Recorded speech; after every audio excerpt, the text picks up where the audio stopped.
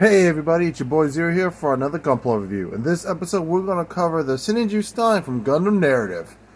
So yeah, I did the review of the Sinanju. Might as well do the quote-unquote next version of it? I don't know what you would call the Sinanju Stein.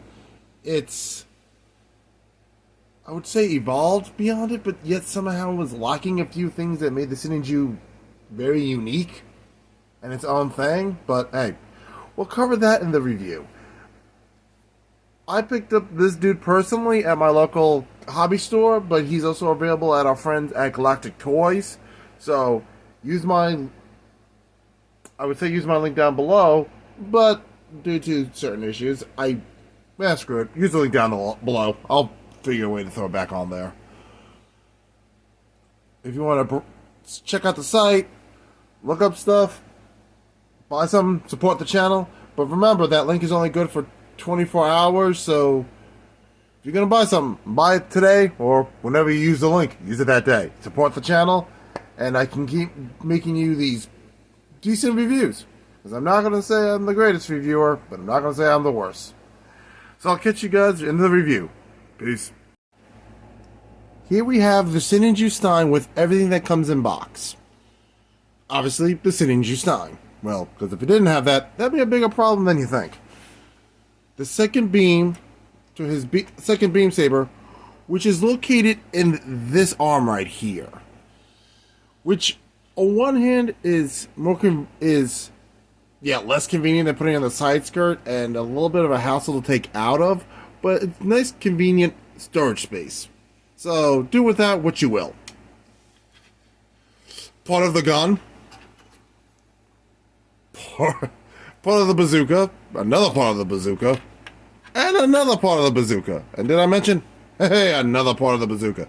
The bazooka has a lot of parts. And his variant hands. I believe I misplaced one other hand, but I'm not entirely sure. We have closed fist, another open hand for holding a beam saber, the other closed fist,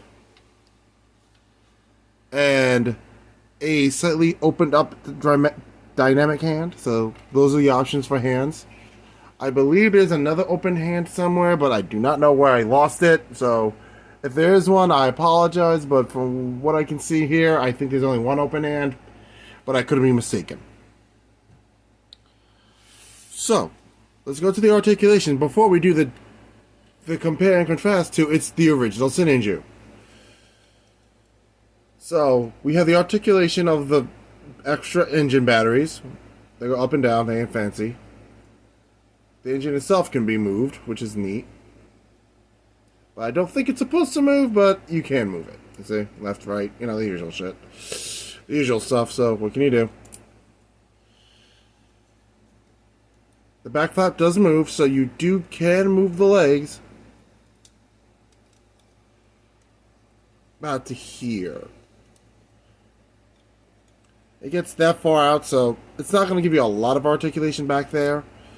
But then you move this up forward, and it gets a decent kick forward. Not great, but not bad.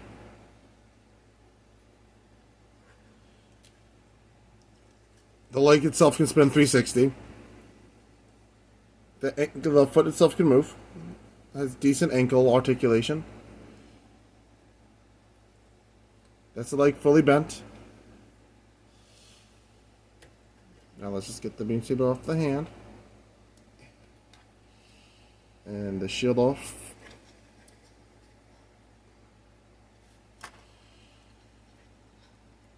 This is the arm fully bent. It doesn't go all the way up, but it gives you decent bend.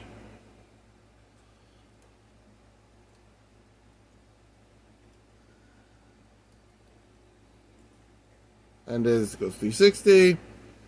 The hand's on a ball joint, so you can pop that out and replace with the hands quite easily.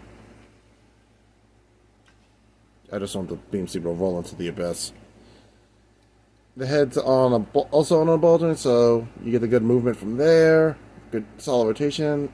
It can't do a 360, which is annoying, but what can you do?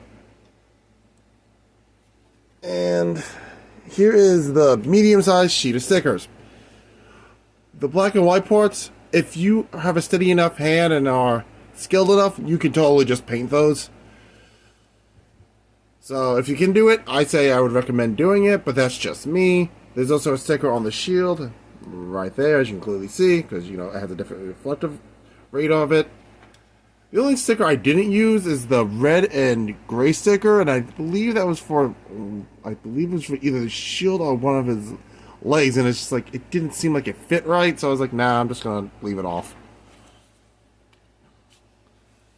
So, let's pop the shield back on. Oh, hold on, before we do that, let's do the weapon. Because the gun here can, if you open up this part, can take either the bazooka here,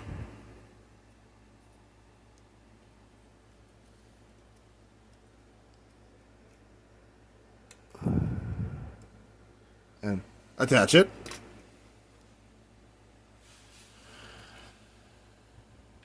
And you can attach either this muzzle or this muzzle to it to make the barrel longer.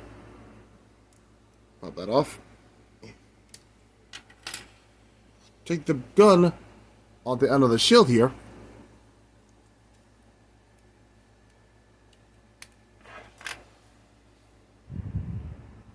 And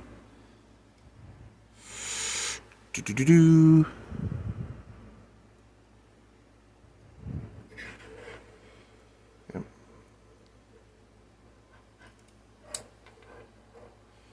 Or do that.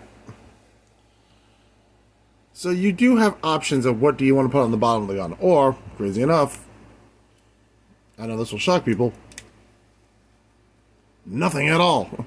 And just leave it as is. That is also an option, which is great to know.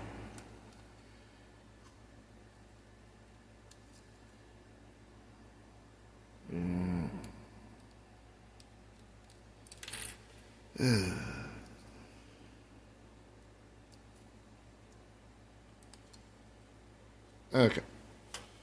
And now let's pop the shield back on and...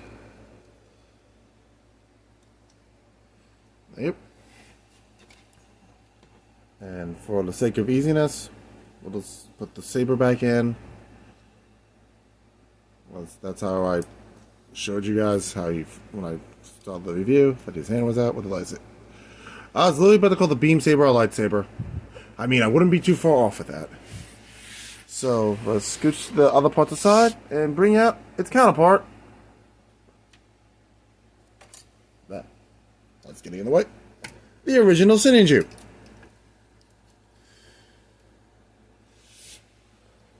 As you can see, there is a massive difference in straight up just physical design. The shoulders are different. The feet are different. The side skirts, the head, the arms, the backpack. Like, they made it a lot less spiky, if you will. That's one thing. Two is the amount of weapons. Yes, the gun has been changed. As you can clearly see, the barrel and the muzzle remains the same. That's the one thing. But the outside of it is completely different. I believe you still have the capability of changing the bottom part, which is great. But it got rid of the beam tomahawk sword things here for two separate beam sabers. Which, I mean, I kind of feel like that's a downgrade. Plus, they're in his arms instead of just being easily located on the shield. So, they cut out some extra verniers on the side skirts. They made them completely flat. At least they kept the verniers on the legs, but, you know. But yeah. And they got, either they upgraded and they didn't have to use as many power pipes for the Sinanju Stein since they no longer exist on the waist. So either they found a way to be more energy efficient, or, you know, they didn't. And they said, screw it. I like to think they became more energy efficient. But yeah. Now, There's two generations of the same. Well, I would say same, but it's more like descendant. The Sinanju Stein is definitely a true descendant of the Sinanju, but like you not being exactly like your grandparents, you're not. It's not exactly like his forefather. But if I have to be honest, I still prefer the design of the Sinanju, but the Sinanju Stein has a better color scheme. That's just my personal bias. Take that what you will. But that's just me. So, let's wrap up this review, and yeah, let's call it a day. So, all in all, the Sinanju Stein is a solid kit. You know, it's built tough. It won't fall apart on you. It won't disintegrate on you like certain models will. And, honestly, with its light color scheme, you can paint over it quite easily to make it your own custom colors. So, there's an option. Like, if you like more of the original colors of the Sinanju, or didn't like them at all, and you just felt like painting over the Sinanju Stein, go for it. There's always that option. I mean, I wish it kept over some of the Beam Tomahawk thing it has going on there. But, hey, they try to revive an old kit, but make it unique. Which they really did. It's like how the narrative is like a weird hybrid between the Unicorn, the new, and the old school Granddaddy Gundam. So, well, depending on which pack it's wearing. It's closely more related to the narrative, to the Unicorn when it has the C-pack on. But that's besides the point. And yes, I do have the narrative C-pack, and the reason I mentioned it is because honestly, it's just kind of staring at me on my shelf. I really need to review it. Especially since I just did the Sinanju Stein. You figure, I'm going to review the enemy, might as well review the main character. But, yeah. It's a solid kit. I personally enjoyed building it. It's a good build. It's a fun build. I do love the fact that the weapon, the gun, has multiple options for the bottom part of it. So, there's always an option B situation here. It's like, alright, do I want to use this gun, the bazooka, or just shoot people with my regular machine gun? You got options on that thing. So, take the W where you can get it. Like I said, I picked up this dude at my local toy store, my local hobby stop. But you can pick this up at our friends at Galactic Toys. The link will be down below because I'm just too stubborn to wait until see if I get my phone fixed to get those links back. Well, at least that one. So I'll catch you guys in the next episode while I'm going to review another Master Grade from the Endless Waltz franchise. It's going to be, I might as well spoil it now, the Sandrock. So if you're looking for it, if you want to see the review of the Sandrock, go check it out. And I'll catch you guys in the next episode. Peace. Love you guys. You're all amazing. And I'll catch you guys in the next episode. See ya. And before I forget, remember to like, comment, and subscribe. And yeah. See you guys in the next episode. Peace.